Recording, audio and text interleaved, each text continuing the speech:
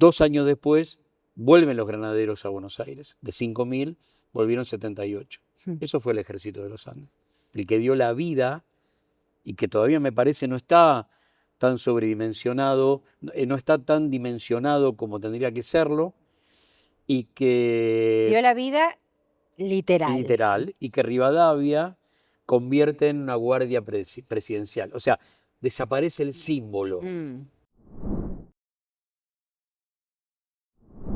Fagocita a ese facho argentino que tenía eso reprimido y que ya lo larga y lo dice. Yo no sé cuánto puede faltar, y esto lo digo porque lo charlamos siempre, cuánto puede faltar para que esas agresiones no se trasladen a un subte, a un colectivo, o si ya se están trasladando. Brasil le va a pagar al fondo. Lula. Esa era la noticia. Claro. Y yo sabía por Néstor que esa había sido una conversación que habían tenido unos 15 días antes de este viaje, él con Lula, que en algún momento se iba a dar eso. Entonces, ese mismo día, a la noche, allá eran las 12 de la noche, pero acá eran las 7 de la tarde, empezamos a llamar por teléfono al presidente confirmando, y a Brasil a confirmar toda esta cuestión. ¿Y qué nos dice el presidente? No vayan mañana a la reunión, levanten todo, se vuelven a Buenos Aires y nosotros también le pagamos al fondo.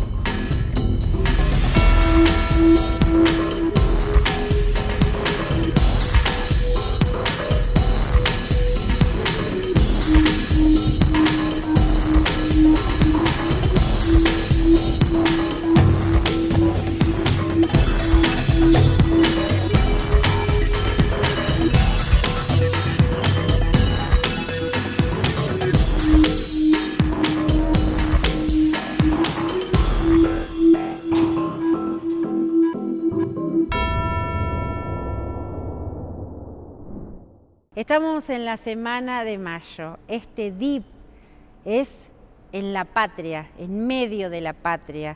Estamos grabando. Este lugar es la patria.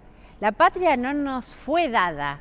La patria la peleamos, la construimos, la luchamos. La patria cruzó los Andes y llegó con un ejército de San Martín diezmado. Volvieron 70 y pico granaderos, que luego Rivadavia, su gran enemigo, los convirtió en la guardia pretoriana, en la guardia presidencial. Eso nos va a contar Gustavo Campana hoy en este programa. Alejandra Malem nos va a contar cómo le duele la patria, cómo se lucha la patria, lo difícil que es hacer la patria. La patria está disputada, pero tenemos un destino de patria. Tenemos un destino de independencia, tenemos unas ganas siempre de ser patria. Pensemos en cada uno de nosotros. El Pepe decía, la patria es donde están tus hijos. Pensemos cada uno de nosotros, ¿dónde están los rostros de nuestra patria? ¿Cuáles son los rostros de la patria? A 22 años de Néstor presidente, ¡viva la patria!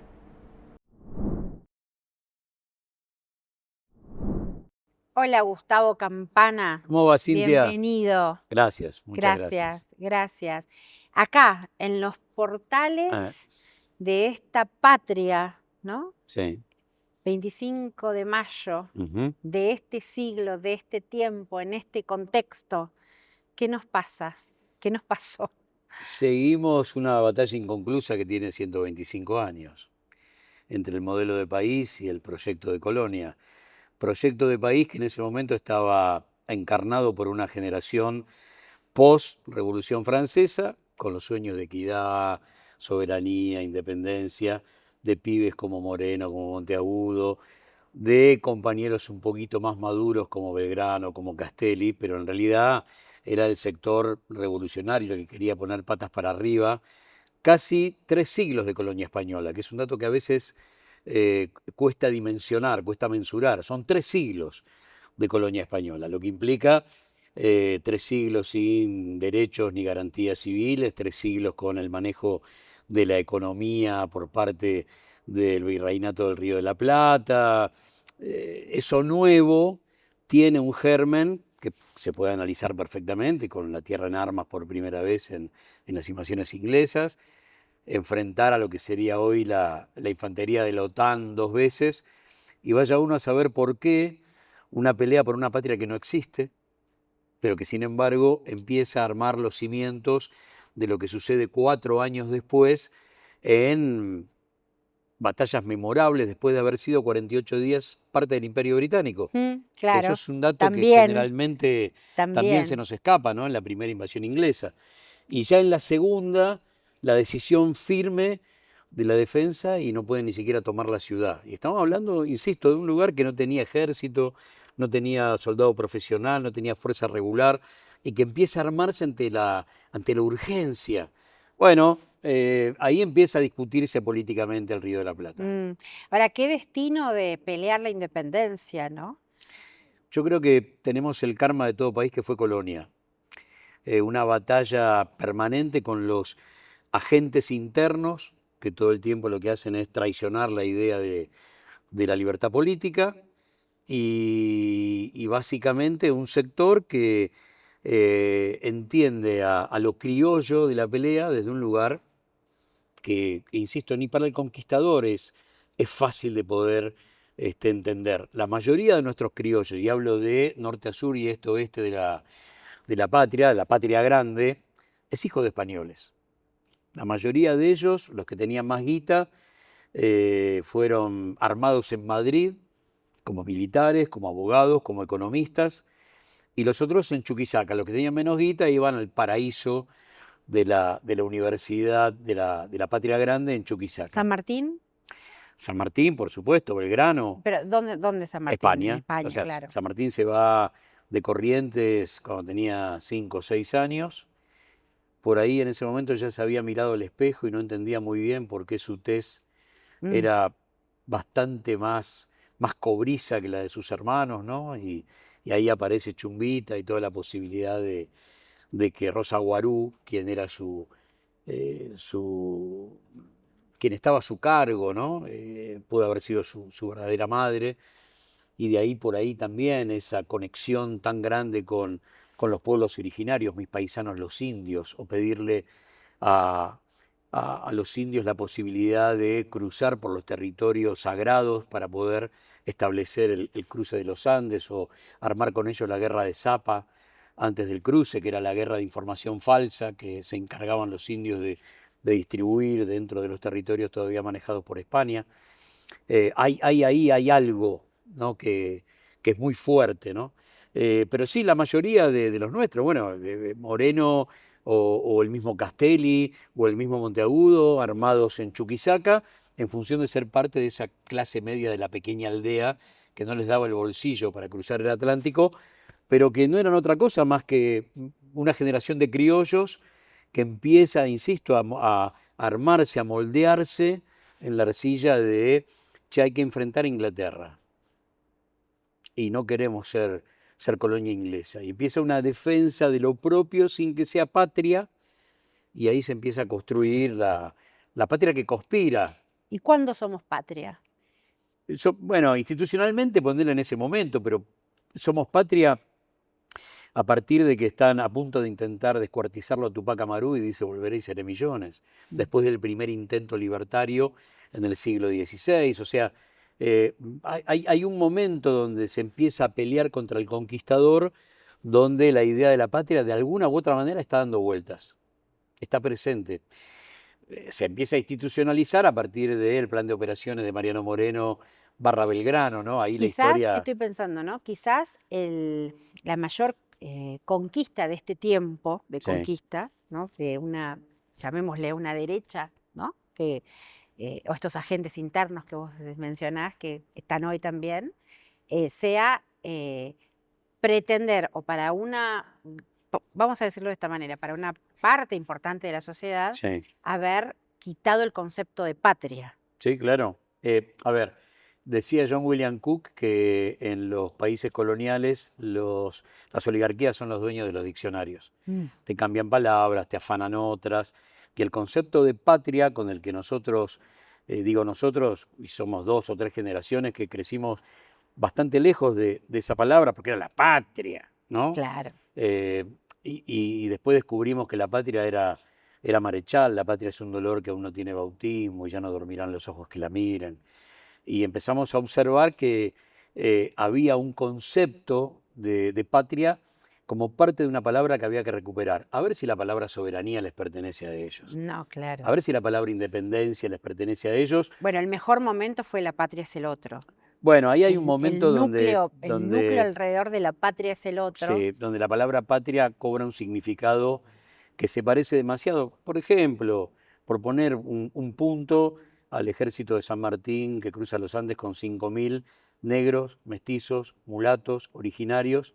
Es un ejército casi sin blancos, el que sale a generar el hecho geopolítico por ahí más grande de Argentina hacia América Latina de toda nuestra historia, como es el cruce de los Andes y la liberación de Chile y después de Perú. Y es un ejército casi sin blancos el que hace eso, ¿no? Son los verdaderos dueños de la tierra, los que salen a pelear con San Martín. San Martín se va a calentar mucho con las oligarquías de Mendoza, ¿no? No nos prestan un solo hijo, no será de ustedes, la revolución.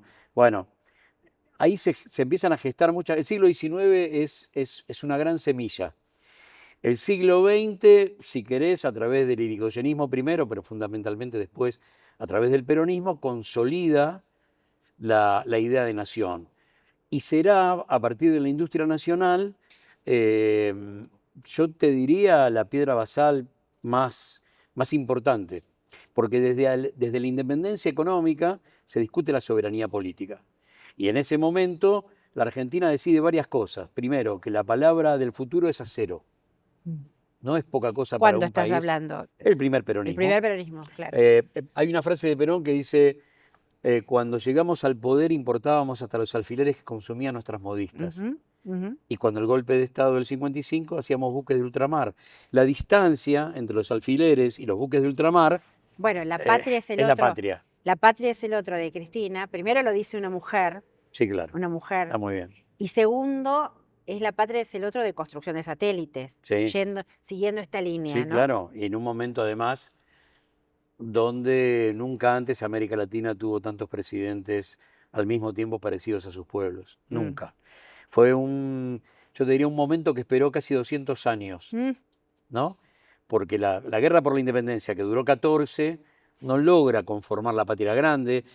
Inglaterra le empioja a ese sueño del Congreso de Panamá, a Bolívar, a Monteagudo, que son los grandes padres de ese encuentro, y después nunca más. Nunca más. Después viene el divide y reinarás, la división en naciones. Cuando vos ves las cartas de los libertadores, que ese es otro gran dato que hay que analizar, es una palabra, pero no importa, tiene un sentido. Ser militar hasta el siglo XIX en América Latina era ser conquistador. Este lugar raro, extraño, parió libertadores, ¿no? Es increíble, pero es así. Voy, te libero y me vuelvo a casa, ¿no? Ahí San Martín tiene un rol y una especie de enseñanza permanente sobre lo que implica la libertad, ¿no? Que no es darle la libertad a Chile para yo ser el emperador chileno, Claro. o apoderarme de Perú para ser un tipo con la suma del poder público Junto a en Lima. Bolívar, ¿no? Bolívar viene, digamos, Bolívar es el juego de pinzas que viene desde el norte y es el que termina mejor. San Martín, Bolívar no cruzó los Andes. San Martín desgasta mucho su ejército en el cruce, en 2 batallas terribles como Chacabuco y Maipú, y cuando llega a Perú, llega con un ejército desgastado, ¿no? Él sabe que entrega sus ruinas. Después de la batalla de Ayacucho, donde los granaderos de San Martín pelean a las órdenes de Bolívar, 2 años después vuelven los granaderos a Buenos Aires, de 5.000 volvieron 78. Eso fue el ejército de los Andes. El que dio la vida y que todavía me parece no está tan sobredimensionado, no está tan dimensionado como tendría que serlo, y Dio que, la vida literal. literal, y que Rivadavia convierte en una guardia presidencial. O sea, desaparece el símbolo, Mm, lo rompe en 1000 pedazos. mm, No es casual, enemigo público número claro, 1 de San Martín, claro. hace que ese regimiento, nadie pregunte, che, ¿y esos tipos quiénes son? ¿No? Bueno, se acaba el símbolo de la libertad, el creador de la deuda externa con el empréstito de la Baring termina con ese gran símbolo de libertad americana y lo convierte en una guardia presidencial, en una cosa protocolar. Bueno, hay muchas cosas que tienen que ver con la palabra y con los símbolos que en la Argentina todavía están esperando tener un proceso de reivindicación como se merece. Mm, Empezando por infinidad de anónimos, esos 5000, ujú. ¿no? Y después un montón de hechos que a esta altura del partido son gloriosos. Absolutamente. La industria nacional es un dato glorioso en medio de la nada, ¿no? En medio de la década infame, la década infame que no es otra cosa que los hijos de la generación del 80, que por supuesto soñaban solamente con no molestar al amo, Mm. no sea cosa que nosotros le vendamos productos elaborados, seguimos vendiendo vaca y que me devuelvan la bota, Mm. ¿no? Bueno, José Pablo Feynman tenía una frase: quisieron hacer una nación y les salió un país. Muy bien. Bueno, No, perdón, me retracto. Quisieron hacer una nación y les salió una ciudad. y les salió Por una Buenos ciudad, bueno, Aires, a eso decía. sí, y un montón Esos hijos de la de... generación del 80. Sí, y un montón de ciudades.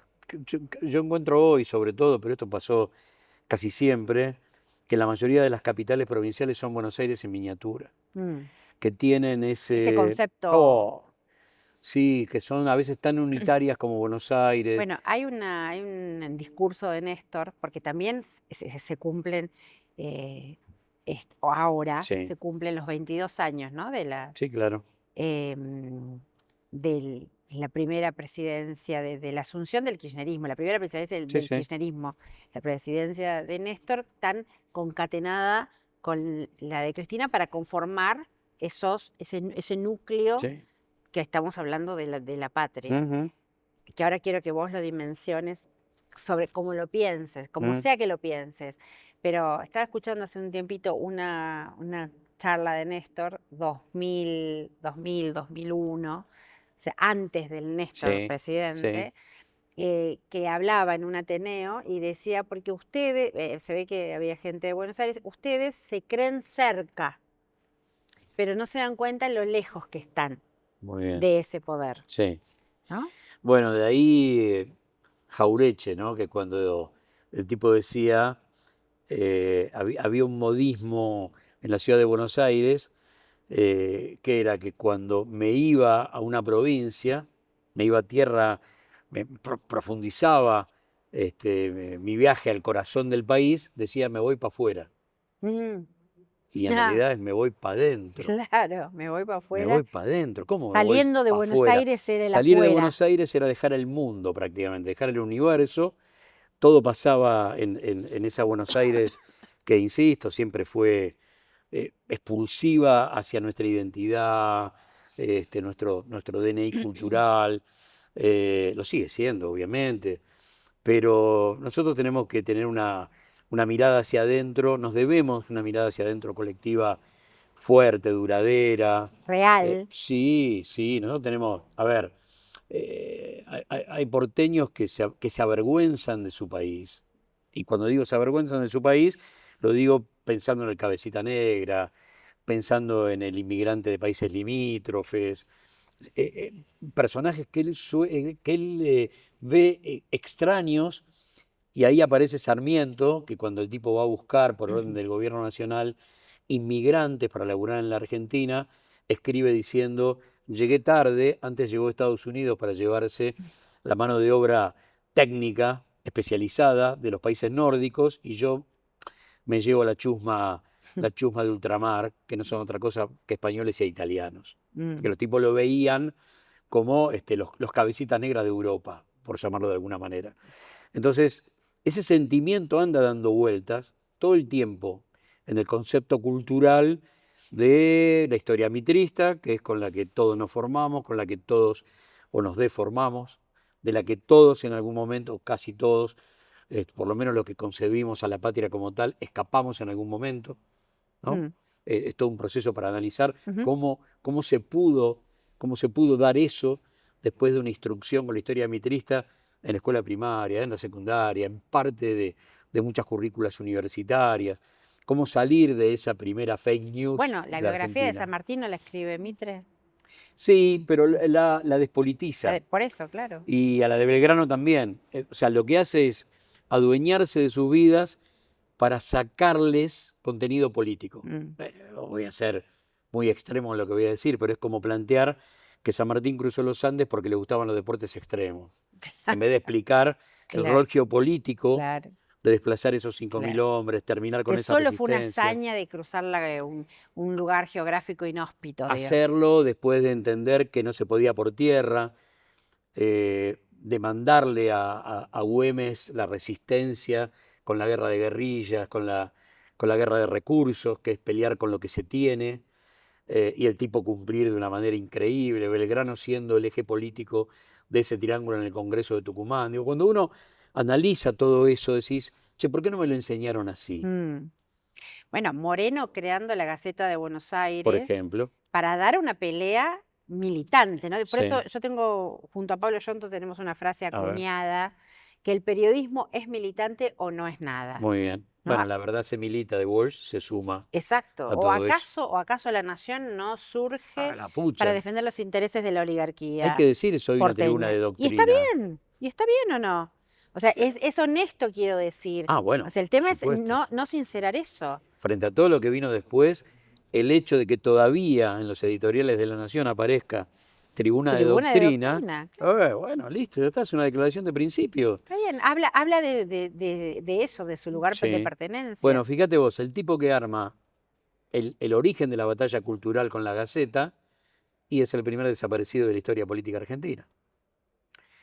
Paga muy, muy caro el hecho de ser el jacobino de la revolución, Claro.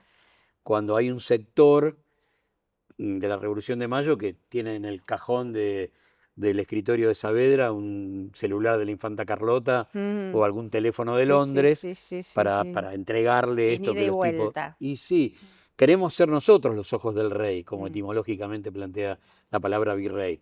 Nos despojamos del virrey para ser nosotros. El otro grupo dice, no, pará, no venimos para eso. Venimos para la construcción de algo nuevo. Y ahí es donde, con una concepción absolutamente americana, no eurocentrista, y ahí se da la gran batalla. Ahí empieza la patria. Cuando Castelli está a punto de morir, el cáncer de lengua y ya no puede hablar, es 1811. O sea que la revolución tiene un año, Moreno ya murió, ahí lo están juzgando por traición a la patria, los mismos tipos con los que juró.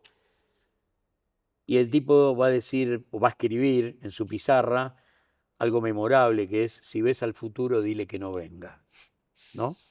Porque es tal lo que él ya vio, y a veces tengo ganas de encontrarlo al hombre y decirle, quédate tranquilo, que valió la pena. Mm. Que esa semilla terminó siendo la victoria en la guerra por la independencia, que esa semilla terminó siendo la construcción de todos los derechos de la ley Sáenz Peña para acá, los derechos civiles, los derechos laborales, los derechos de la ancianidad, los derechos de la niñez, la Constitución del 49. Es interesante Todo. lo que decís, porque aún en momentos extremos como este, Sí. ¿no? Que no lo vamos a negar, el No, momento que obvio. estamos viviendo, Sí, claro, están los que siguen luchando, ¿no? sin duda. Y luchar por la independencia económica, por la soberanía, Siempre. por las Malvinas, por todo lo que podemos resignificar hoy, trayendo aquella Revolución de Mayo, haciendo el anclaje que ahora te quiero preguntar, por los 22 años de Néstor Presidente, sigue siendo la gran disputa cultural, Sí, que vamos a pagar costos, obvio, sin dudas. obvio. Obvio, porque primero porque peleamos contra el poder real, después porque el enemigo no te va a ceder tan fácil sus privilegios, porque en realidad la pelea es esa. Es un sector minoritario que pelea por sus privilegios en detrimento de todos los derechos colectivos que tiene la República Argentina para su gran mayoría. Entonces, ese nudo que tiene como botín de guerra la distribución del ingreso, ¿no? ¿Cómo le van a perdonar a Cristina haber terminado con un 51% del Producto Bruto Interno para los trabajadores? ¿Cómo se lo vas a perdonar? Habiéndole pagado el Fondo Monetario, por ejemplo. Bueno, ahí tenés un 2005 glorioso, con Néstor hace un año y medio recién convertido en presidente con el 22% de los votos, que es el dato contextual que hay que tener presente. Y 2005 es reestructuración de deuda con quita del 70%, una victoria increíble, anuncio de pago al fondo, que se va a transformar en efectivo en enero Junto con de Brasil, 2006, porque se paga con una semana de diferencia en un tándem geopolítico. tándem total. La primera vez que Argentina y Brasil hacen algo juntos, porque la mirada como hipótesis de conflicto permanente, Claro, rivalidad. recontra presente Claro. todo el tiempo, durante siglos. En la lógica de ser los patios traseros del norte del mundo, Obviamente. del norte Siempre geopolítico. enemigos, siempre enemigos, potenciales enemigos. Esa es la precuela del no al ALCA. Y termina el año con no al ALCA. Todo eso 2005. Reestructuración de deuda, pago al fondo, no al ALCA. Y era un tipo que había asumido con el 22% de los votos. Entonces, vos ahí tenés No, para los que hablan de la correlación de fuerzas. una guerra a la correlación de fuerzas mayúscula, pero además mostrando que era posible. Néstor, para mí, a él le toca la primera parte, y Néstor, que venía de el fin de las ideologías, ¿no? Las ideologías han muerto, Fukuyama, el menemismo, un desarmadero de peronismo impresionante. Néstor nos devuelve la política. Hasta ese momento veníamos de 10 años de la economía dándole órdenes a la política. El kirchnerismo es volver a recuperar a la política dándole órdenes a la economía. Hay una historia que siempre cuenta Filmus, que es el día en el que Néstor le dice, apenas asumió, nos vamos a Entre Ríos. Conflicto docente. ¿No? Conflicto docente. Y entonces entra Filmus al despacho, Néstor le da la noticia, mañana nos vamos a Entre Ríos, terminamos con el conflicto. Y Filmus empieza a hacer cuentas de cuánta guita es eso, pero que además hay 3 o 4 conflictos menores que no eran de la envergadura de Entre Ríos, que yo no puedo solucionar Entre Ríos sin solucionar los conflictos menores. Hace la cuenta y le dice, ¿le preguntaste a la Baña? Y Néstor lo mira y le dice, Daniel, soy el presidente de la nación. Entendió todo Filmus. Había cambiado un giro de 180 grados esa relación y mandaba al presidente de la nación. Entonces, de ahí en adelante... y la economía era la política económica. La economía era la política económica, era reparar a todos los heridos del neoliberalismo. Néstor asume con 53% de argentinos debajo de la línea de pobreza, 24% de desocupación, 180.000 millones de dólares de deuda que nos costó la convertibilidad. En la tribuna de doctrina, el diario La Nación, Escribano diciendo que era un gobierno montonero al que le daba un año. Sí. Ese mismo día pasó algo espectacular. Yo lo considero una operación de pinza del poder real, pero no tengo forma de comprobarlo. Pero la mañana en el que Néstor lee ese artículo, que es la respuesta a la reunión que tiene con Escribano en la casa de Alberto, Claro. Y él le dice, no, flaco, yo no acepto estos 10 puntos, que son los 10 puntos de la embajada, no es otra cosa. Esa mañana... Lo mismo iba a pasar con Clarín un tiempo después. Esa mañana Néstor lee eso y al mediodía él y Cristina almuerzan con Mirta Legrand y es el día de... ¿Se viene el surdaje? Sí. La verdad que faltaban muy pocos días para la Asunción. Es una operación de pinza del poder real muy fuerte que le va, a través de Manieto y a través del diario La Nación, le van minando el camino. Néstor, en ese sentido, es una anomalía que escapa de los que creían eran sus dueños y genera, cuando vos seguís la línea de tiempo de Néstor, él hasta 2005, que es el gran año económico, el de las grandes noticias económicas, él trabaja desde que asume hasta ese momento en una reivindicación de la memoria por las violaciones a los derechos humanos Claro. que es increíble. No solo lo de recuperar la ESMA, que es el dato mayúsculo. Cuando vos lo ves, lo que hace, él arma como 10 o 12 actos en pueblitos de la provincia de Buenos Aires, Benito Juárez, y va a recordar a sus compañeros desaparecidos de la Universidad de La Plata. Uno por uno. Uno por uno. Genera en esos lugares una mística muy fuerte y le da a los que todavía pensaban, che, este es un títere de Duhalde, le va dando señales, ¿no?, de memoria, verdad y justicia todo el tiempo. La ESMA es el momento más fuerte junto con el Proceda, ¿no?, de los cuadros, sin duda, pero tiene en ese momento un dato fundamental. Cristina cuenta de ese día, ella dudaba mucho que si Néstor tenía que hablar en un momento muy fuerte y no llevaba un discurso escrito, podía pasar cualquier cosa. Y Néstor no lleva un discurso escrito. Cuando vos ves el video, Cristina le clava los ojos todo el tiempo. El video donde pide perdón, en la ex-ESMA. Sí. Donde pide perdón Donde en pide nombre del perdón, Estado argentino. Exacto. Y ella, en ese momento, claro que capta el espíritu del mensaje, pero entiende que se olvidó de juicio a la Junta, de ese cachito de Alfonsín, que había que citar de alguna manera, que había que ponerlo en valor y después seguir, ¿no? Y por eso después hay como una especie de acercamiento a Alfonsín para intentar cubrir ese momento que está lleno de emoción, repleto de angustia también, porque vos ves en el gesto de Néstor de ese discurso hay una mezcla de todo. Sí, la famosa, la película de Paula de Luque, donde se ve la mano de Néstor agarrando el escritorio, el atril, ¿no? Sí, con hay mucha algo. fuerza. Veo, Bueno, veo en esos ojos, a los ojos de mis compañeros. y el pedido de perdón. Pedir perdón. No, ni hablar. Cuando hablan de tanto, que se habla de tantas cosas que se hablan del kirchnerismo y etcétera, pero el gesto de pedir perdón en nombre del Estado argentino por el terrorismo de Estado Sí, claro. es único, es un gesto de reparación histórica. Cuando comenzó el momento de Memoria, Verdad y Justicia, de empezar qué sé yo, a establecer ese momento tan particular que termina con Videla, no termina, pero bueno, encuentra en Videla muriendo en el inodoro del baño de su celda una especie de techo, ¿no? Espectacular, de eso que vos dijiste, esto no va a llegar nunca. Te paro en cualquier momento de la década del 70, a partir del 76, en la década del 80, en la década del 90, y te digo, ¿vos sabés que Videla va a morir en el inodoro del baño de su celda? Vos me mirás, ¿te parece? En serio.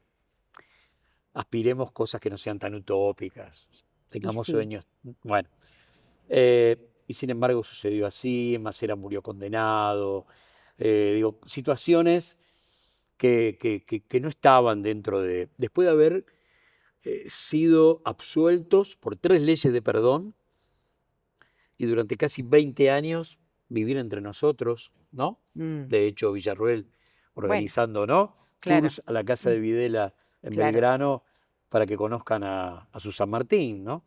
Y entonces cuando llega ese momento se divide en dos. El kirchnerismo el kirchnerismo interpeló a todo el mundo, ¿no? Te dijo, ¿vos dónde estás? Claro, ¿dónde estás parado? No tenés ganas de estar. A ver. ¿Vos estás con los asesinos o con las víctimas? Claro.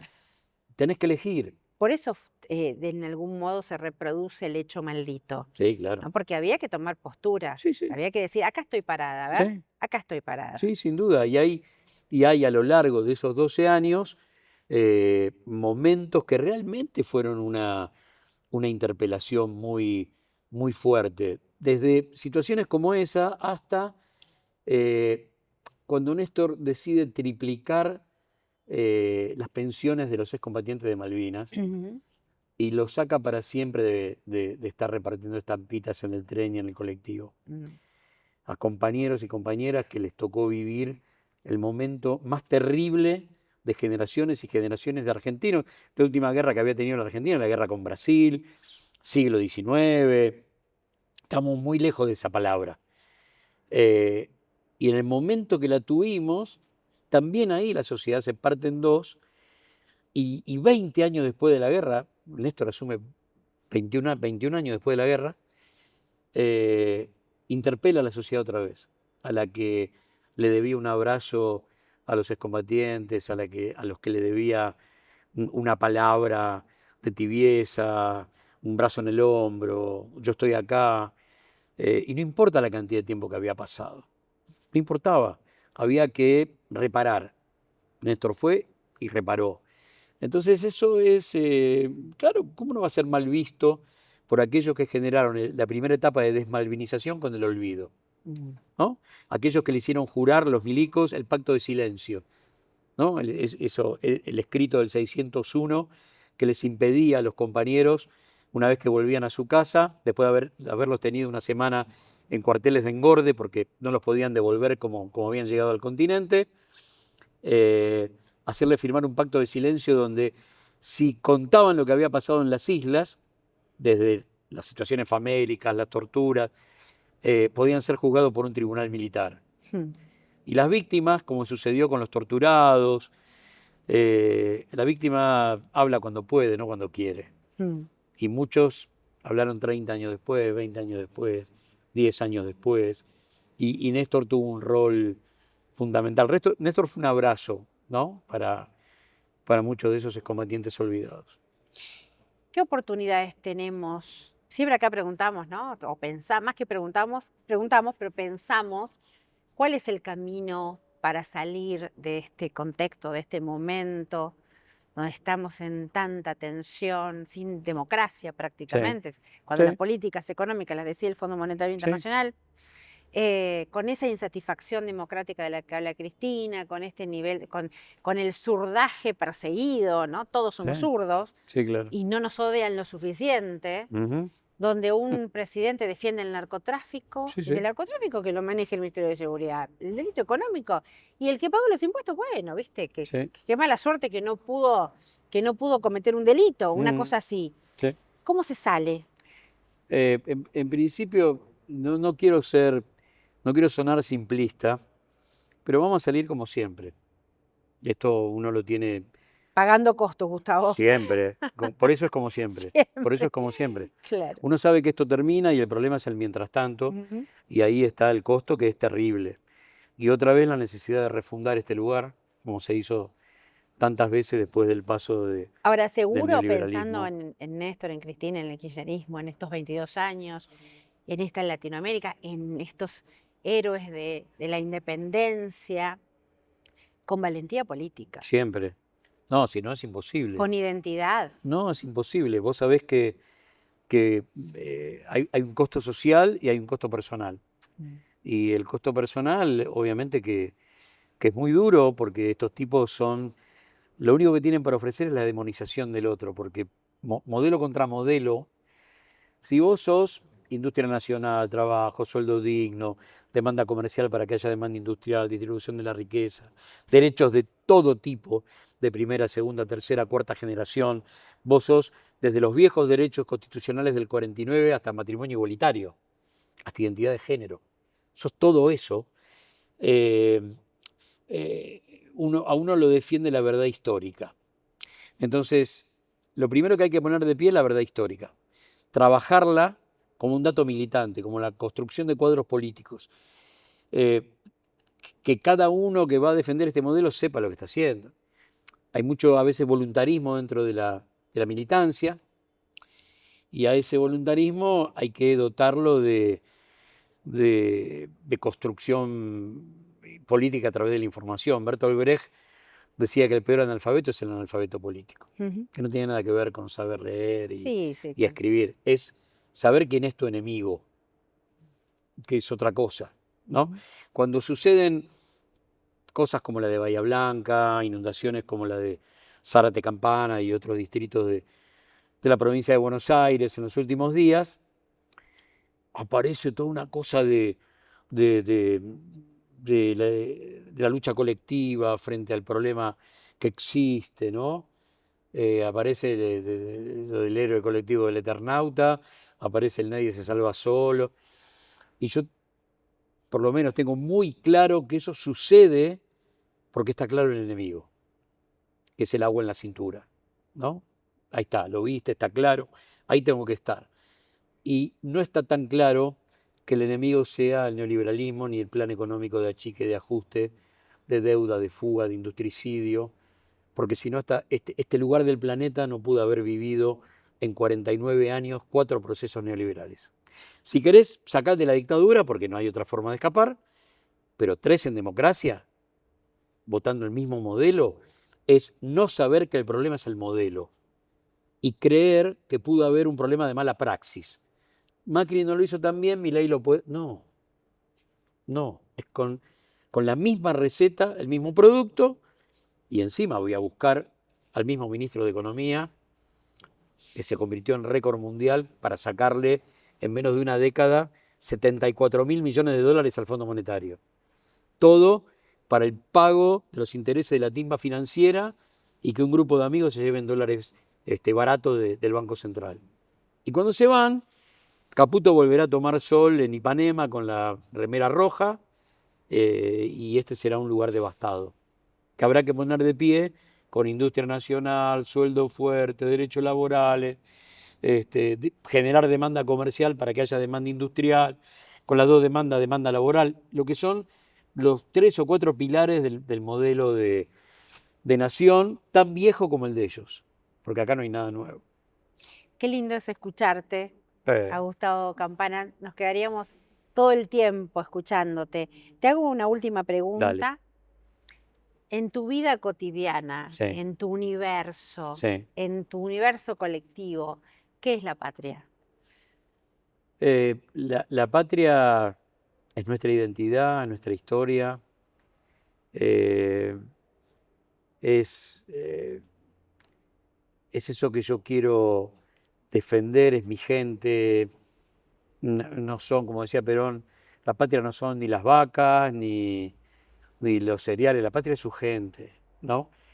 Nosotros hemos tenido, o confrontamos todavía, con sectores que piensan que la patria es la soja y las vacas, ¿no?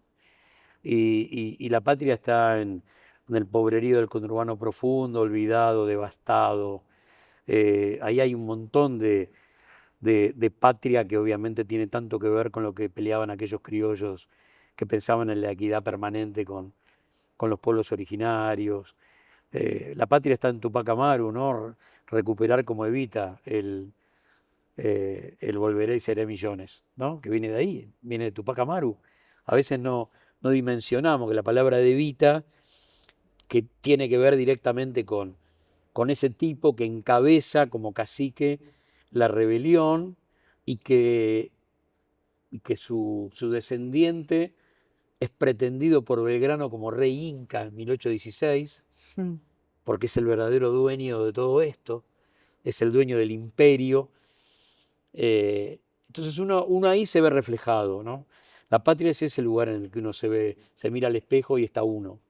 Está uno, están los viejos, está el abuelo, están los bisabuelos, en cuanto a nosotros, pero mira un poquito más allá y están los tipos que uno pudo haber querido ser, ¿no? Nuestros superhéroes, y no hablo solamente de nuestros próceres, de esos que al estilo Paca Paca fueron convertidos en superhéroes para los pibes en la pelea del bien contra el mal, ¿no? En los anónimos. En los laburantes. En los laburantes, en los del 17 de octubre, en los compañeros del Cordobazo, en los que entendieron que el movimiento obrero tenía que ser esencialmente un factor político, de discusión política, para poder tener nosotros patria. Los veo en Liberación o Dependencia, los veo en los gritos de la década del 70, en la resistencia peronista, los veo en las muertes del bombardeo, en los fusilados del 56. Cada vez la lista están, los veo en los fusilados de la Patagonia, los veo en las muertes de la Forestal, los veo en los muertos de la Semana Trágica, en los talleres de Bacena. Están ahí, esa es la patria. Lo otro, mirá dónde voy, lo otro que es la muerte que generó el uniforme, lo otro es lo que alguna vez dijo Charlie en Instituciones, el disco censurado por López Rega de Sui Generis. En Botas Locas, dedicado a las Fuerzas Armadas, el tipo dice, si ustedes son la patria, yo soy extranjero. Mm, Eso es la patria. gracias. No, a ustedes.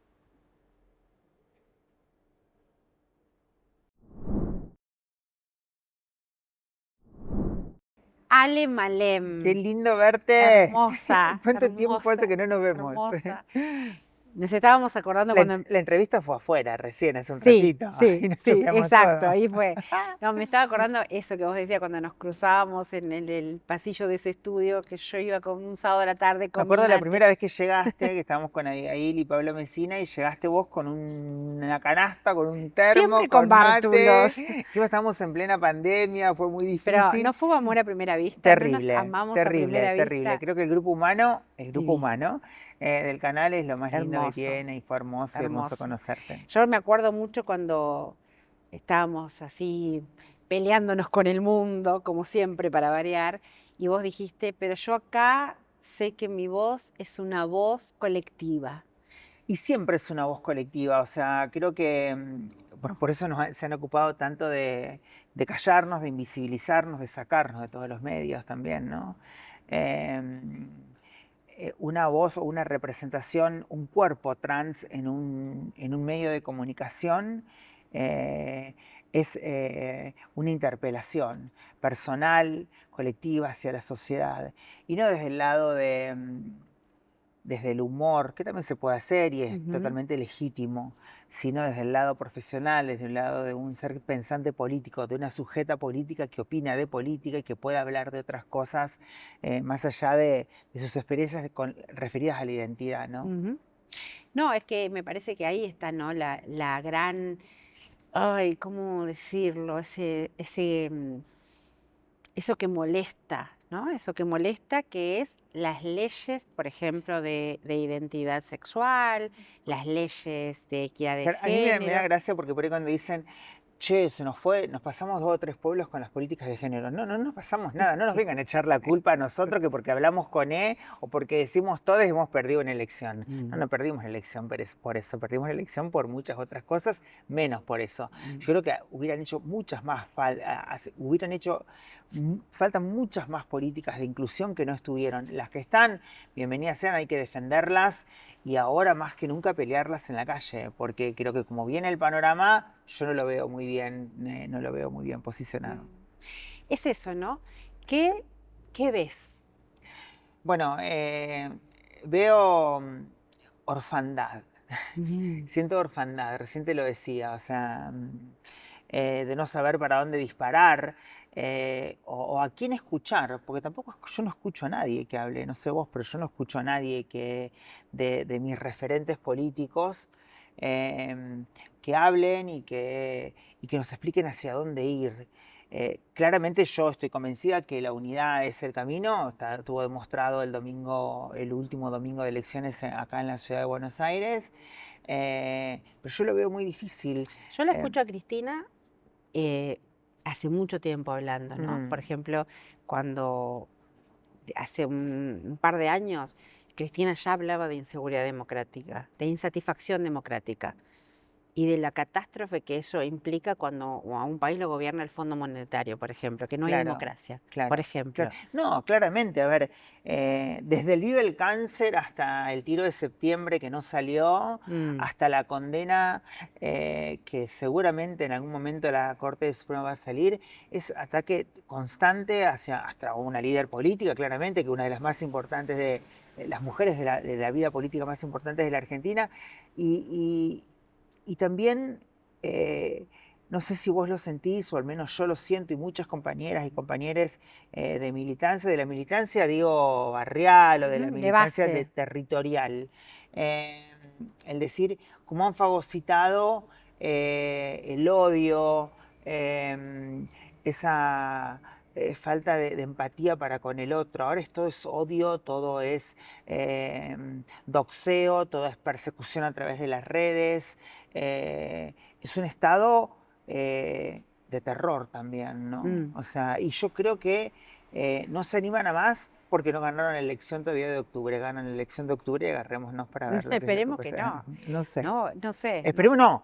Nosotros no solo yo creo que los que tienen que preocuparse son nuestros dirigentes y dirigentas de darnos la garantía de que en la unidad de la acción vamos a poder seguir conservando los derechos, porque si no nos van a seguir sacando todo, porque, a ver, de nada nos sirve espantarnos por lo que pasó semanas atrás en Campana o en los lugares de inundados, y el otro día van y votan otra cosa. Y sumado eso a lo que vos decías, Cintia, del desencanto, hubo un 47% de gente que no fue a votar en la ciudad de Buenos Aires, y tengo miedo que eso suceda en la provincia. En la ciudad de Buenos Aires hay una mayoría que ojo, que tampoco votó a Milei, ¿no? No, el 70% no lo votó, está claro. No, pero digo, la mayoría que no fue a votar es una mayoría que necesita ser representada. Claro. Lo que me parece todo esto que estás diciendo, corregime si no estás de acuerdo, peleémonos un poco. No, dale, es obvio, dale. No, es que esto que me llama la reflexión lo que vos estás diciendo sobre qué va a pasar en octubre, qué tienen que hacer los dirigentes, como que estamos así ante un cimbronazo de interpelación Claro. también, ¿no? Y también la posibilidad o no del resurgimiento o del surgimiento de nuevas figuras. Claro, pero digo, esa mayoría que no fue a votar, vos pensás que 47 de cada 100 ciudadanos de la ciudad de Buenos Aires no fue a votar. Claro. Esa mayoría no se siente representada por Milei.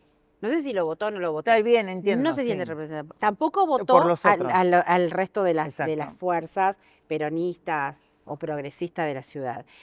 Ahí hay algo que hay que representar, tomando esto que vos decís sobre qué van a hacer los dirigentes, cómo van a garantizar que nuestros derechos, que siga habiendo derechos para empezar. Totalmente. Y sí hay que reconocer que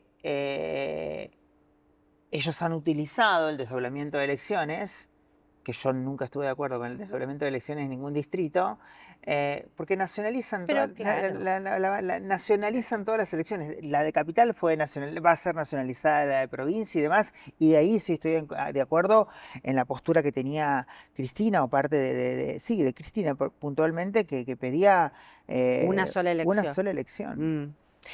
Ale, ¿cómo...?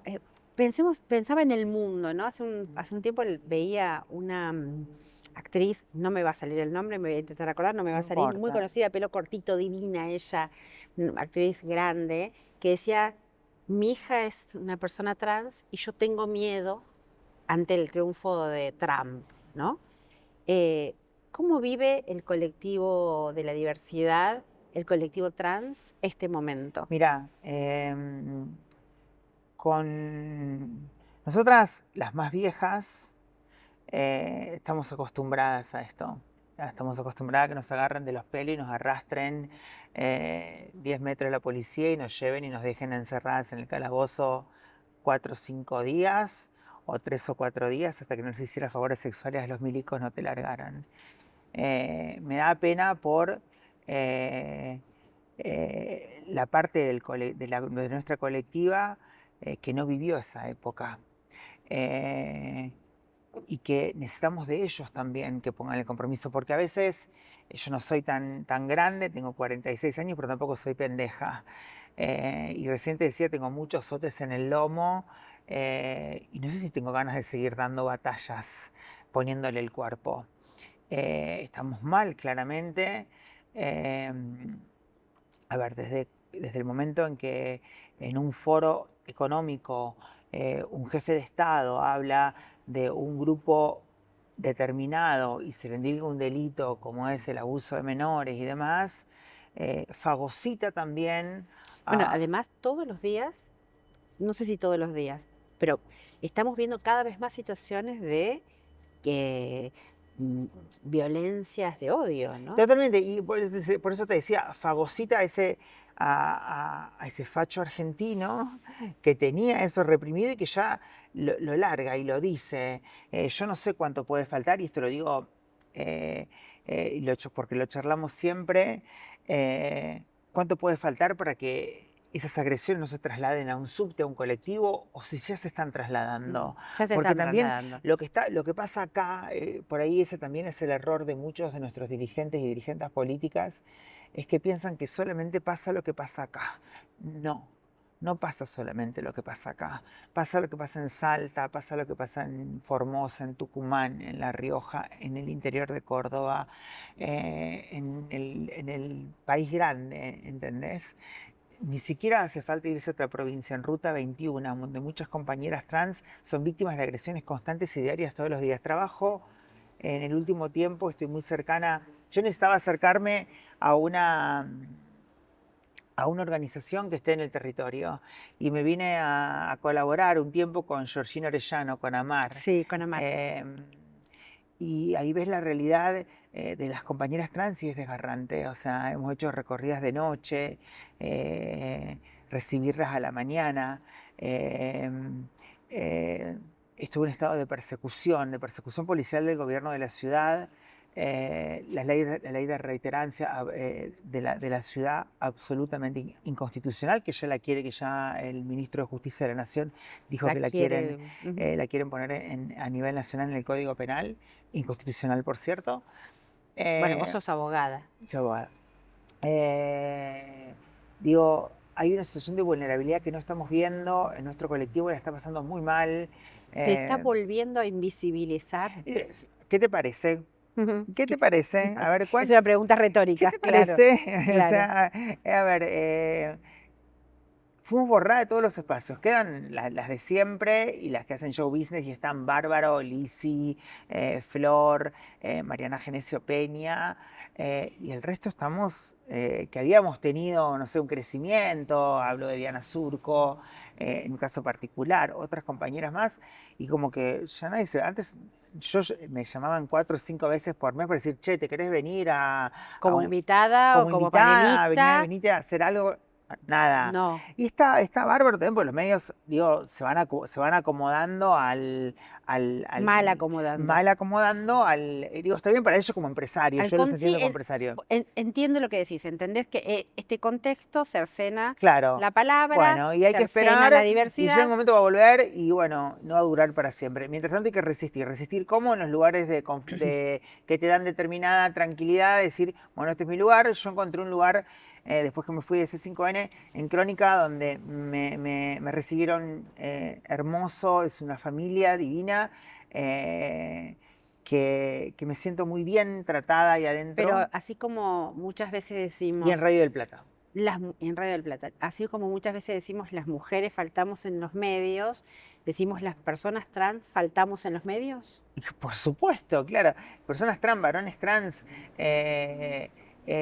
faltamos. Y a ver, y si no tuvimos la oportunidad de hacerlo en el momento en que lo teníamos que hacer, ahora no lo vamos a lograr. O sea, o al menos en este tiempo no lo vamos a lograr. Igual más allá de un lugar en los medios, me preocupa más. Sí, por hablar de los medios, Me preocupa más, no sé, que una compañera trans que está trabajando, que ejerce el trabajo sexual acá en Constitución, esté vulnerada todo el tiempo por la policía, perseguida todo el tiempo por la policía, por los propios vecinos incluso, y olvidada por el Estado. Porque las violencias están habilitadas. Las violencias están habilitadas y el que habilita la violencia es el Estado Nacional.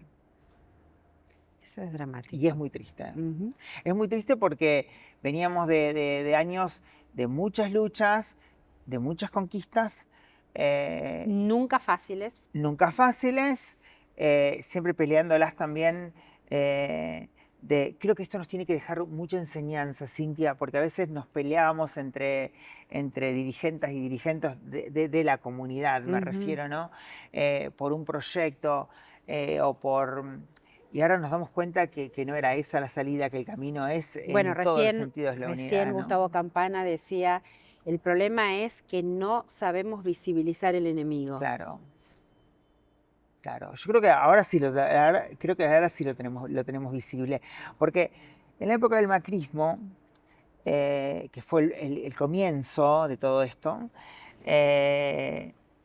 no fue tan cruel como lo que está sucediendo ahora. Quizá porque no se animaron, porque no pudieron, porque Mirá no lo que decís, porque es terrible.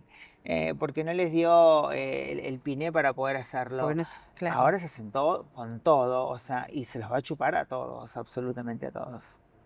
¿Cómo, además del contexto de la comunidad, cómo analizas el gobierno de Milei?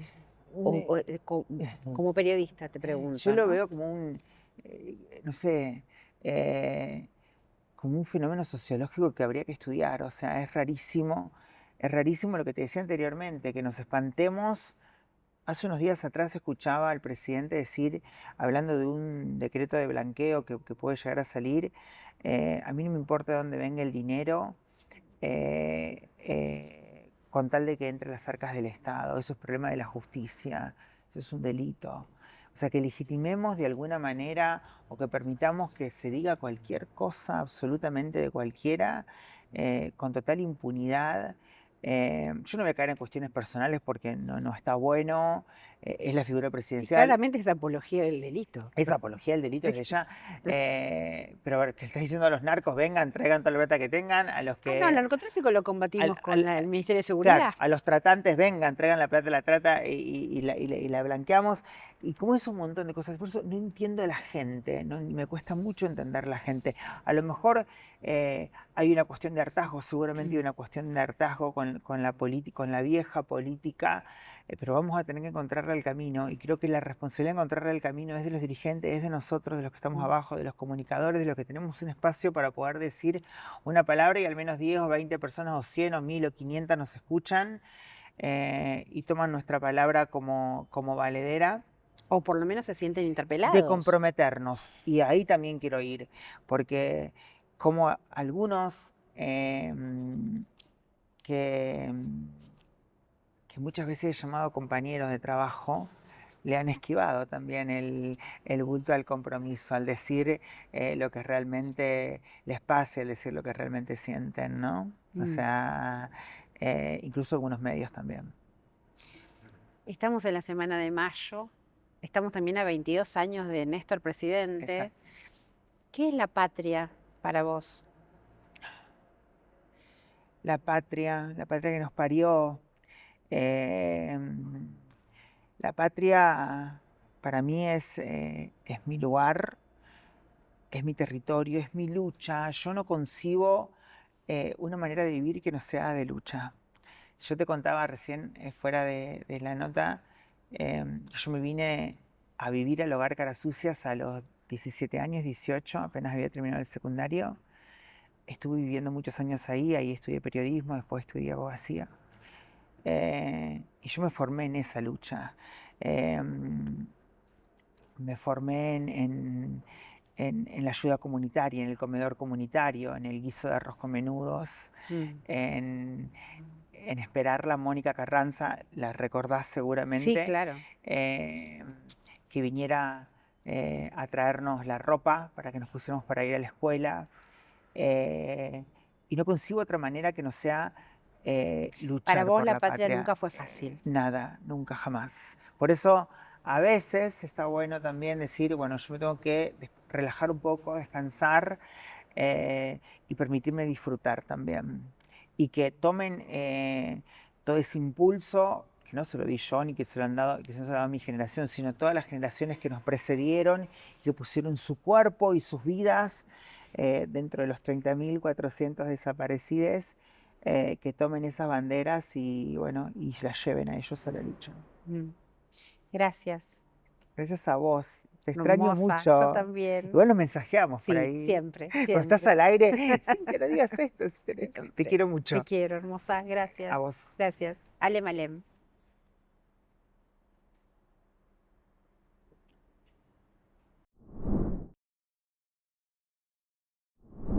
Gracias por venir a DIP.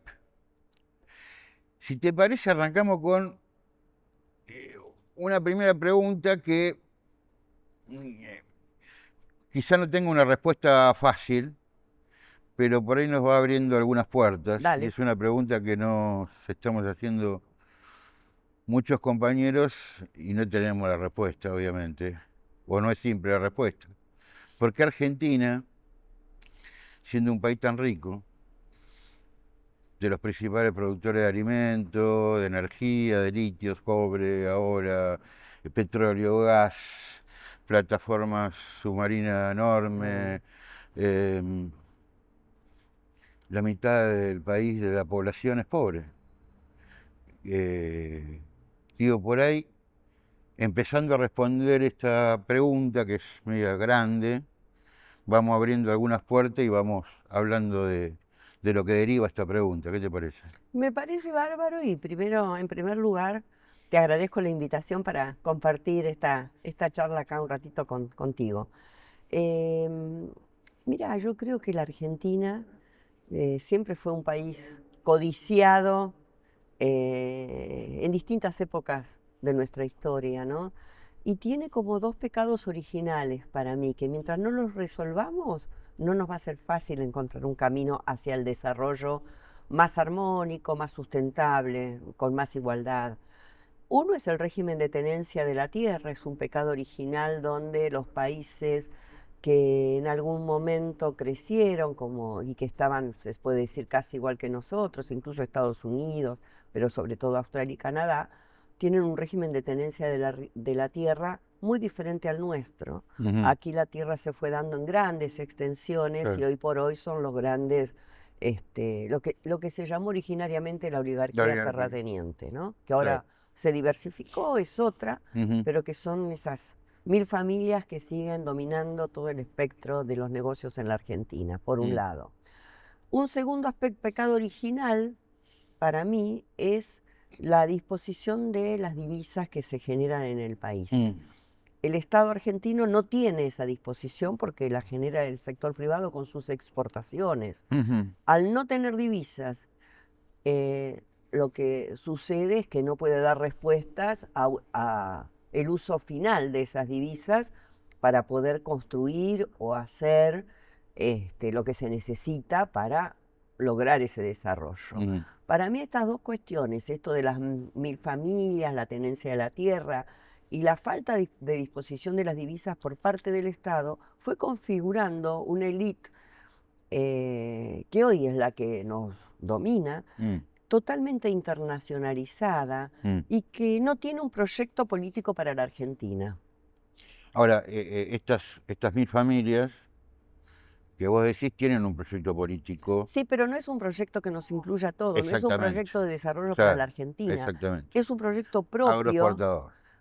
Mirá, ahora se amplió, ya vos mismo lo dijiste, ya en vez de ser agroexportador diríamos primario exportador. Claro. Es una élite rentística, no se conforma con ciertas ganancias, sino que necesita extraer renta de donde puede para dolarizarla y llevarla al exterior. Acá hay un proceso de concentración, ganancia, renta, dolarización y fuga hacia el exterior. No es una élite que ha decidido reinvertir esas ganancias o esa misma renta en nuestro país para lograr la agregación de valor, para lograr una industrialización, para hacer un ciclo productivo más profundo. Entonces, tengo la idea de que ahí está el problema, en esa élite que no tiene un proyecto de país porque lo único que tiene es un proyecto para sí misma, de dolarizar y fugar sus beneficios. Con agroexportadoras que también ahora... Mirá, en este momento de la Argentina particularmente, desde hace un año y medio, los sectores ganadores del modelo mileísta son los que se llaman los del círculo rojo, o sea, los sectores ganadores son los sectores financieros, todo lo ligado a las finanzas, si vos mirás, tienen una ganancia muy, muy fuerte. Todo lo agroexportador. Lo que se llaman insumos difundidos o mercados concentrados, aluminio, hierro, acero, alimentos, que son pocos productores en mercados donde pueden imponer los precios como quieren, también los incluyo dentro, a pesar de que no son primarios, son industriales, pero los incluyo dentro de este esquema de fortunas que con sus ganancias no reinvierten, dolarizan y fugan.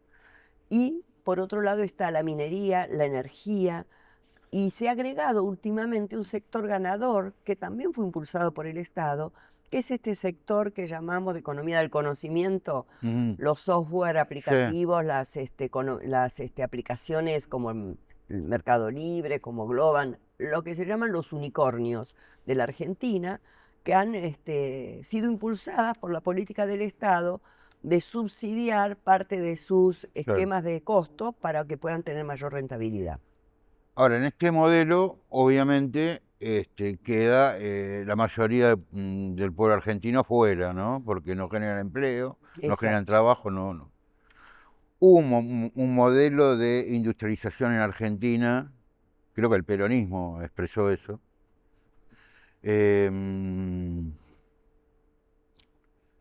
Y creo que ese modelo industrial, de alguna manera, la dictadura lo derrumbó, ¿no? O sea, cambió completamente las reglas de ese proceso que venía gestándose.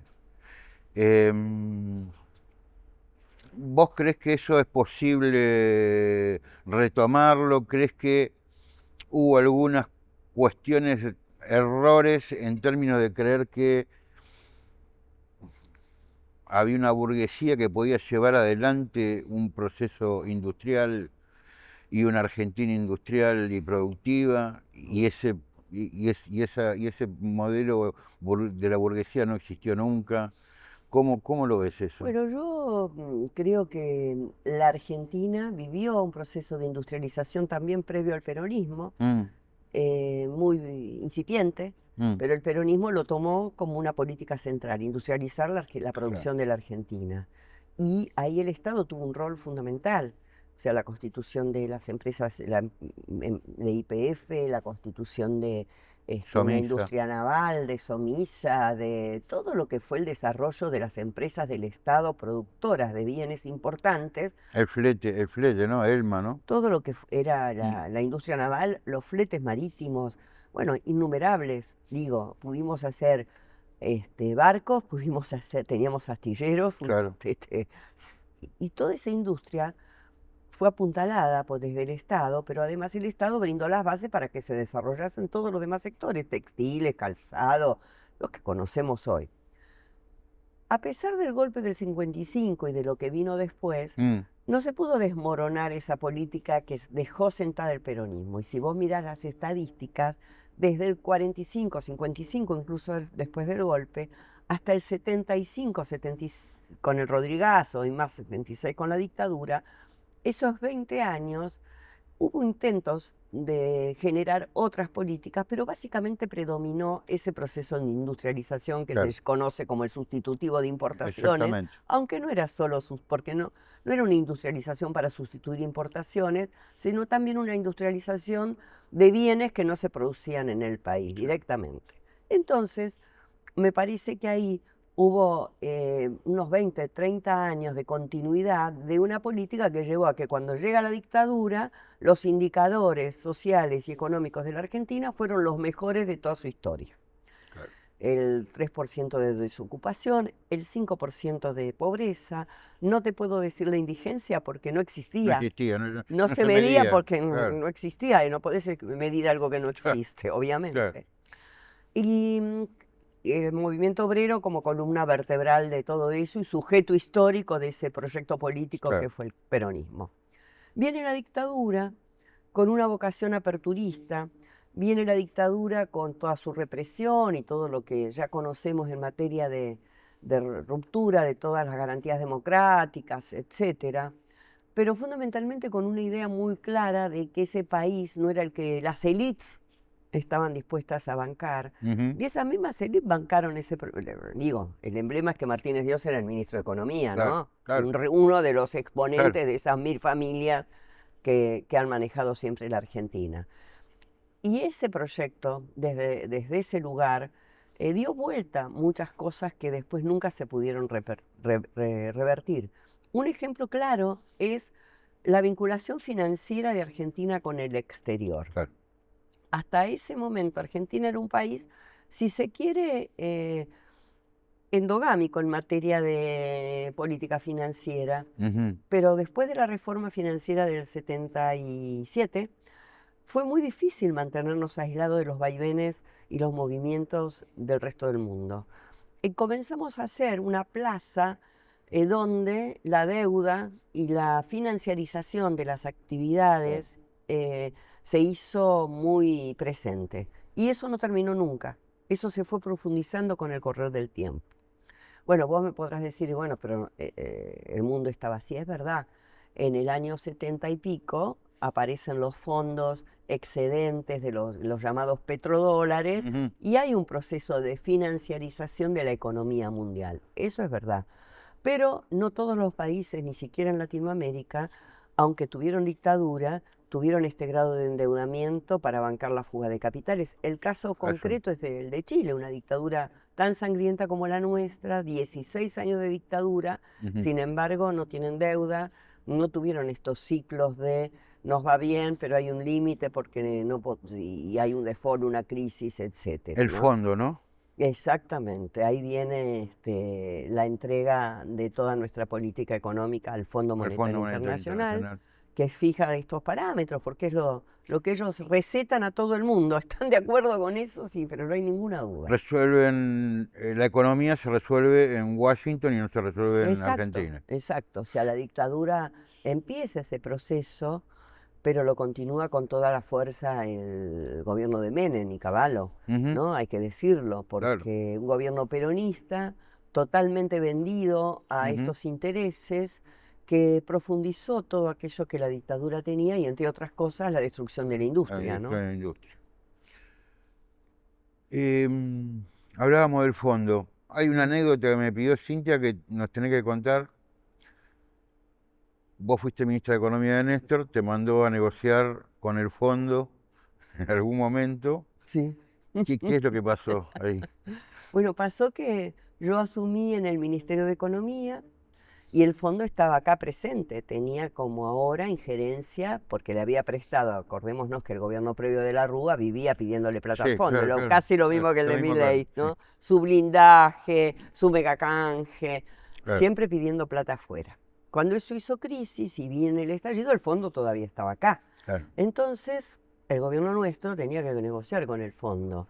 Y Néstor no quería que vengan, entonces me dice, vamos a aprovechar que ellos van a estar en España, vos te vas a España y negociás allá, entonces Ujú. nos sacamos la presión de que todos los diarios, toda la prensa esté pendiente de lo que dice el fondo que tenemos que hacer. Claro.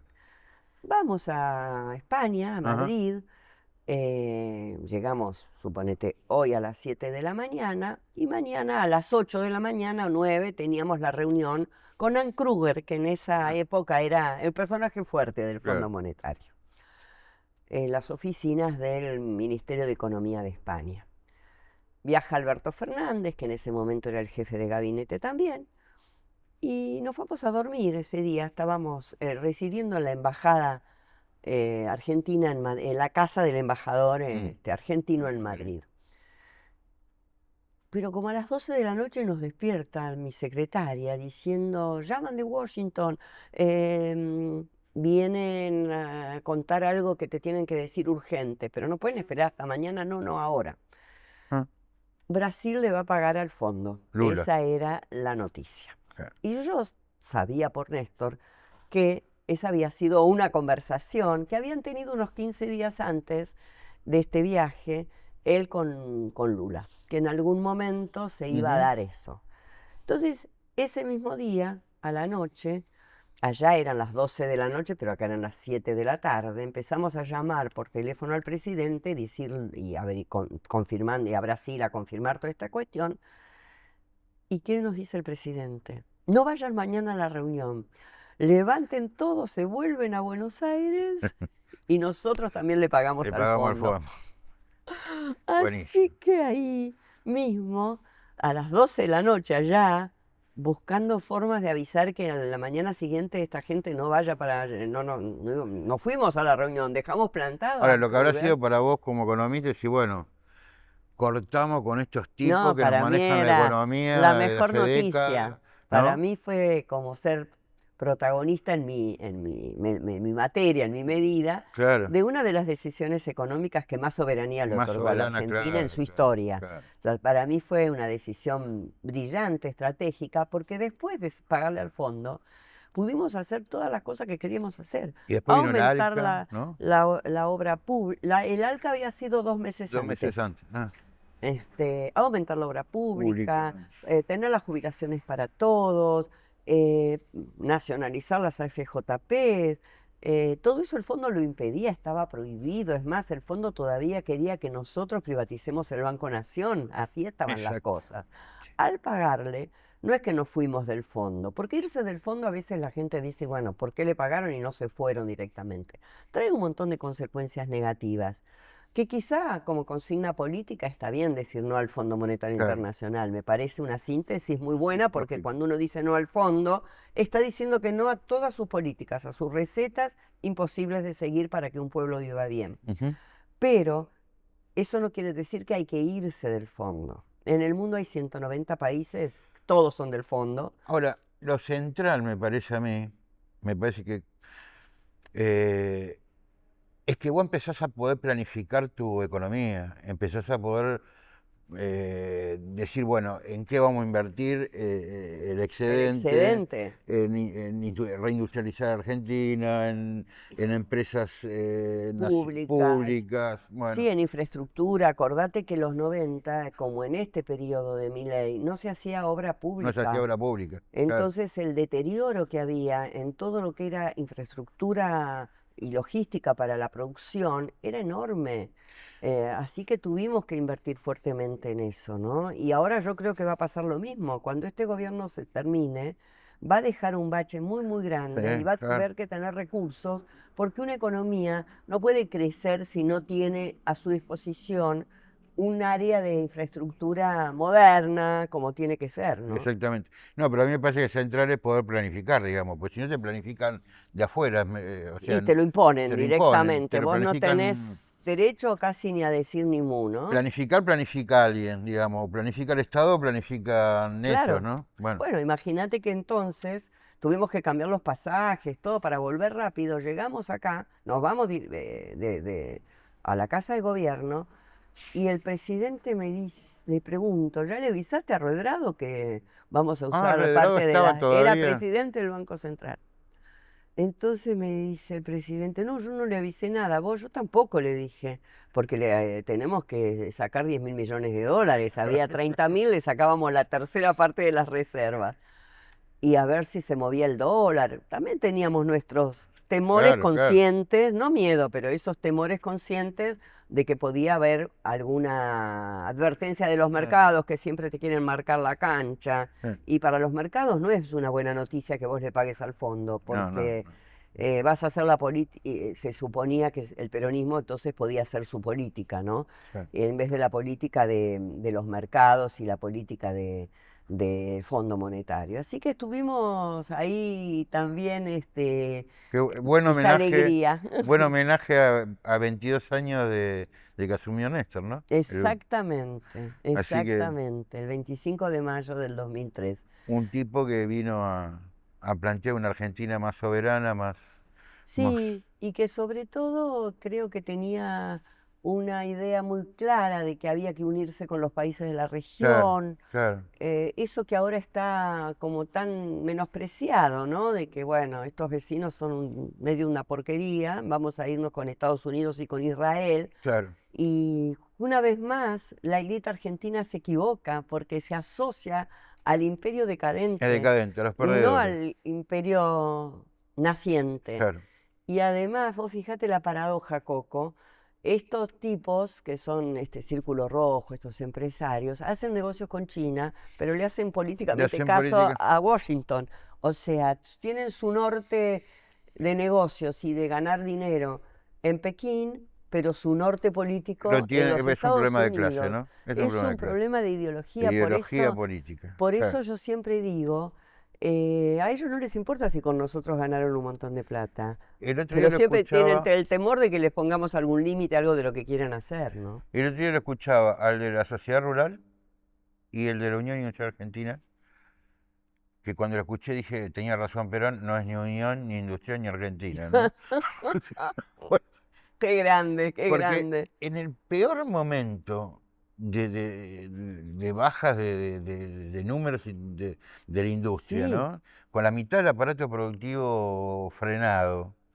eh, el tipo sigue sosteniendo y bancando este modelo que aniquila a las industrias. Yo Claro, digo,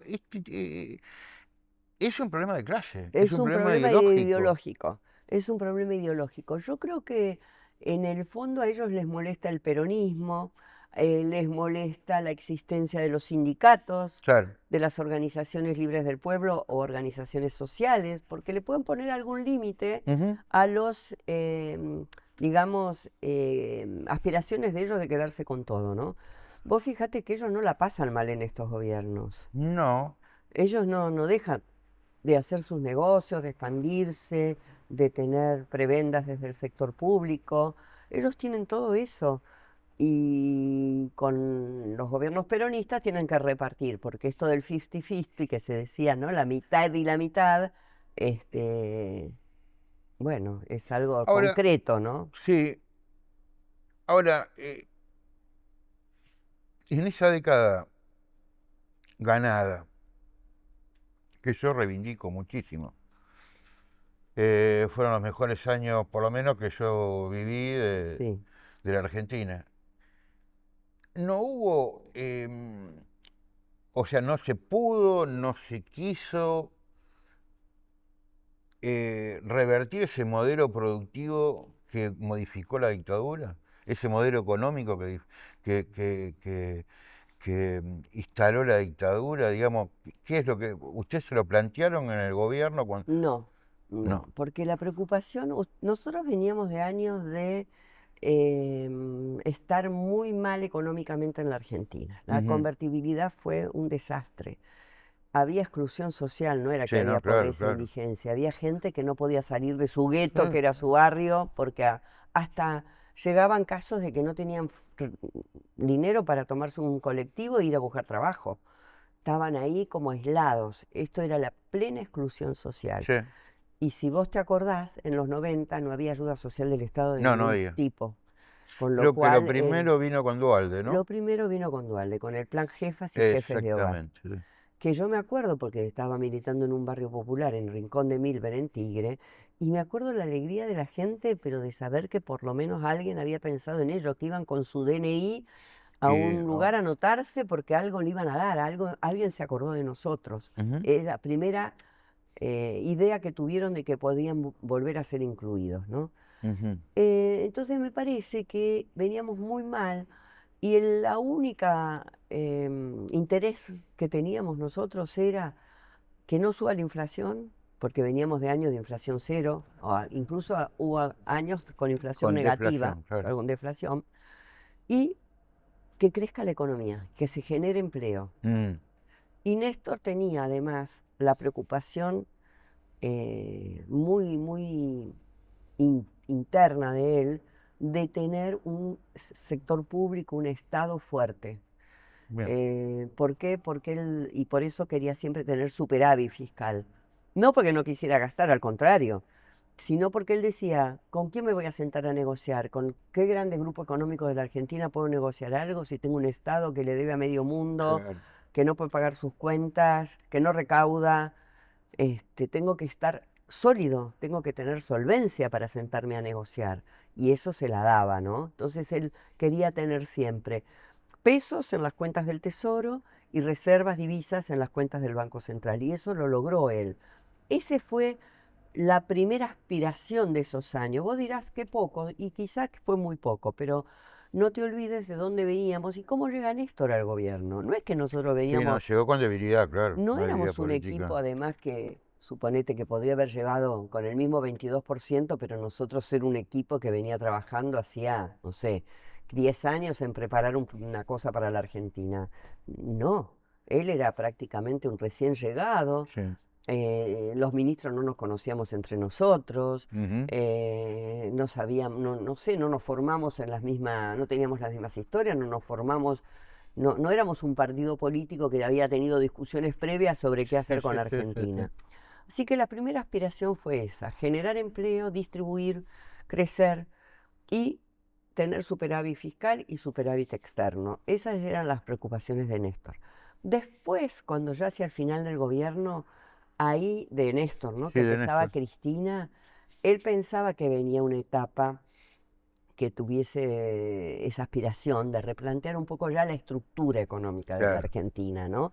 Y creo que hubo, por ejemplo, haber nacionalizado las AFJP fue un cambio increíble Increíble, sí. en la estructura financiera, porque esos recursos dejaron de irse para afuera, la mayoría eran extranjeras, se quedaron en la ANSES, y ahí se quería consolidar un fondo de muchos recursos, no solamente para los jubilados actuales, sino para los futuros. Después, como siempre pasa con Macri y ahora con Milei, usan los bonos para cualquier Sí, para cualquier cosa, cosa, claro. pero en su momento la idea era tener un fondo muy fuerte. YPF es otro YPF. cambio en el mercado de la energía. Si no hubiera estado YPF, no hubiera existido Vaca Muerta, YPF nacional, digo yo, ¿no? Claro. Con los españoles, olvídate de Vaca Muerta, que hoy es la niña bonita de todos ellos que tanto criticaron el acuerdo de Cristina, el primer acuerdo sobre Vaca Muerta, ¿no? Sí. Entonces me parece que hubo esfuerzo por hacer algunas transformaciones, pero faltó quizá un poco más de profundidad en esos cambios, ¿no? Sí. Para ir cerrando, y creo que rondó la charla un poco esta frase, yo no recuerdo si la dijo Scalabrini Ortiz o Jaureche, que la política es la disputa del excedente.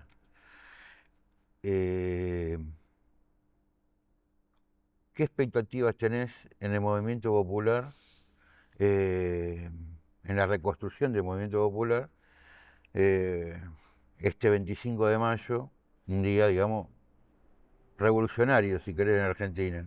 Mm. ¿Qué expectativas tenés? ¿Cómo lo ves? Bueno, yo creo que tenemos adelante un desafío muy importante. Primero porque creo que está claro que la derecha va a ser liderada por Milei, que encarna un proyecto que es antinacional y antipopular, Eso está claro. ninguna duda. ¿Qué queda del otro lado? El peronismo queda, porque la verdad que ¿Y qué nos pasa a los peronistas? la izquierda me encantaría que tuviese mucha Sí, más incidencia, articulaciones, articulación con... Claro, pero no lo tiene. Entonces no podemos soñar que alguna vez, hoy no lo tiene. Hoy no. está del otro lado el peronismo. En general, viste que cuando siempre había una crisis, la gente se daba vuelta para el otro lado, votaba derecha, pero después se daba vuelta como con Macri, está el peronismo que nos va a resolver la heladera, el bolsillo. Con Alberto Fernández no lo logró, por Ujú. eso insistieron con esta propuesta de Milei.